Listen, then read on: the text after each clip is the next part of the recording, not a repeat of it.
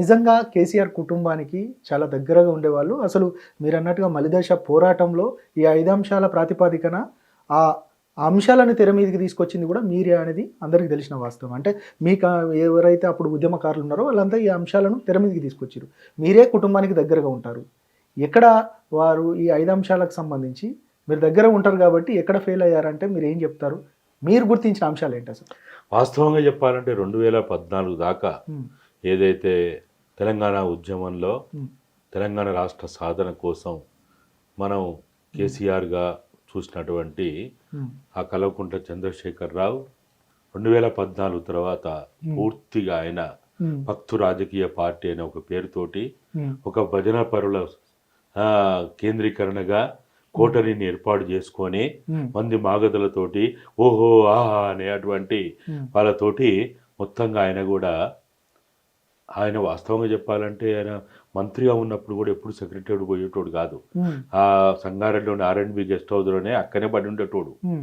ఆయన సెక్రటరీ పోవడం కానీ, ఫైల్ చూడడం కానీ, తనకి ఇచ్చిన కుర్చీలో కూర్చోవడం కానీ, రాజ్యాంగబద్ధమైన చట్టబద్ధమైన పనులు చేయడం అనేది ఆయనకి ఎప్పుడు అలవాట్లేదు. అసలు కేసీఆర్ అనే ఇప్పుడు 3వ పేరు అది, నా దృష్టిలో అది 3వది. చాలా మంది కేసీఆర్ వరకే తెలుసు, ఇప్పుడు మీలాంటి వాళ్ళకి కేసీఆరే తెలుసు.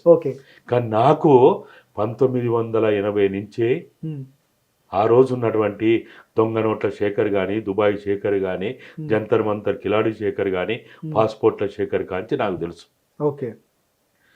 ఒక శేఖర్ అన్నగా నేను ఇప్పటికీ ఆయన అందరు కేసీఆర్ అంటాడు కానీ నేను ఎప్పుడైనా మీరు అంటున్నారు కాబట్టి నేను అంటున్నా కానీ నేను ఎప్పుడు శేఖర్ అన్నే అంట. నన్ను ఆయన ఇన్నన్నా అంటాడు.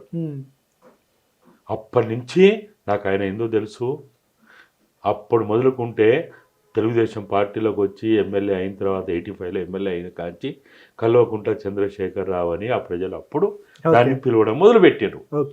ఒక శేఖర్ అన్న కల్వకుంట్ల చంద్రశేఖరరావు అయ్యి అక్కడి నుంచి తెలంగాణ ఉద్యమం కారణంగా కేసీఆర్ అయిండు. ఈ మొత్తం ఈ 3 దశలు చూస్తేనే కేసీఆర్ అర్థమవుతాడు. అయితే ఎప్పుడు కూడా ఇప్పుడు నాకు మీరు ఒక ఆయుధాన్ని ఇచ్చారు, నన్ను కాపాడుకోవడానికి ఒక ఆయుధాన్ని ఇచ్చారు. నా ఆయుధాన్ని చూసి నేను మురవాలన్నా, నన్ను చూసి నేను మురవాలన్నా? తెలంగాణ ఉద్యమాన్ని, తెలంగాణ ఉద్యమ నినాదాన్ని, తెలంగాణ రాష్ట్ర సాధనని మర్చిపోయి ఉద్యమకారులు, జర్నలిస్టులు, లాయర్లు, ప్రొఫెసర్లు అందరం కూడా ఏమనుకున్నామంటే తెలంగాణ ఉద్యమం కంటే కేసీఆర్ గొప్పోడు అనుకున్నాం. నువ్వు గొప్పోడు అన్న తర్వాత ఆయన అహంకారం రాదా? సరే, ఎందుకు నిజంగా అంటే సరే ఇదంతా చరిత్ర. ప్రస్తుతం అయితే మీ కళ్ళ ముందు 10 సంవత్సరాల పరిపాలన కనబడ్డది. ఇంకా ఆయన ఏం చెప్తున్నాడంటే అన్ని రకాల అభివృద్ధి చేశాము, నీళ్లు నిధులు అన్నట్టుగా అన్ని రకాల ఫుల్ఫిల్ చేశాము, తెలంగాణ ఉద్యమ ఆకాంక్షలను మేము ఫుల్ఫిల్ చేశాము, బంగారు తెలంగాణ చేశాము అని చెప్పిన పరిస్థితి కనబడ్డది. కానీ అయినా కూడా ప్రజలు ఆయనను కొంత ఓడించి కూర్చుండబెట్టారు. దీన్ని ఎట్లా చూస్తారు? ఈ ఓటమికి గల కారణాలు మీ అంచనా ప్రకారం మీరు ఏం చెప్తారు? అసలు ఆయన సంఖ్యలు తెలంగాణ రాకముందు ఉమ్మడి ఆంధ్రప్రదేశ్లో దగాబడ్డప్పుడు ఇనుప సంఖ్యలు ఉండే మనకి. ఆ ఇనుప సంఖ్యలు మనం విముక్తి చేసుకున్న తర్వాత ఆయన మనకి బంగారు సంఖ్యలు వేసిండు. బంగారు తెలంగాణ పేరుతోటి ఇవాళ మన నోట్లకు తాళాలు వేసిండు, మన చెవులలో సీసం పోసిండు, కళ్ళకు గంతలు కట్టిండు, మన మెదడుకు వైరస్ వచ్చి చేసిండు.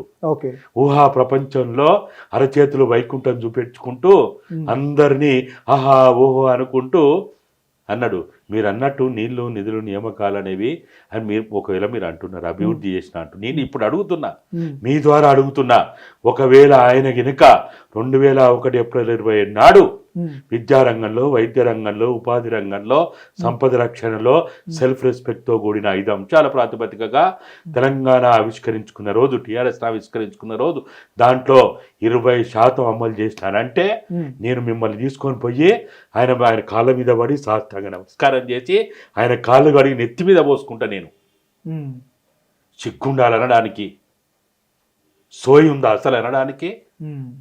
ఉమ్మడి ఆంధ్రప్రదేశ్లో విద్య కోసం 14% కేటాయింపులు బడ్జెట్లో జరిగితే తెలంగాణ వచ్చిన తర్వాత 1,00,000 బడ్జెట్ నుంచి పోయి సుమారు 2,15,000 కోట్ల బడ్జెట్కి ఎగవాకుతే నువ్వు 6% విద్యకి కేటాయించడం అంటే ఇదా అభివృద్ధి?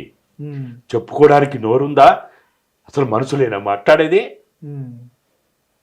మెదడున్నోడు సోయి ఉన్నోడు మాట్లాడేదేనా ఇది? వైద్య రంగాన్ని ఏం చేసినావు? కార్పొరేట్ హాస్పిటల్ అన్నావు, 33 మెడికల్ కాలేజీలు పెట్టి వాళ్ళు ఒక ఉత్పత్తిని డాక్టర్లను ఉత్పత్తి చేయగానే వాళ్ళు ఏం చేయాలా? ఇతర దేశాలకు ఉరకాలనా వాళ్ళు? ఇక్కడ వాళ్ళకి ఏమైనా సౌకర్యాలు కల్పించడవా?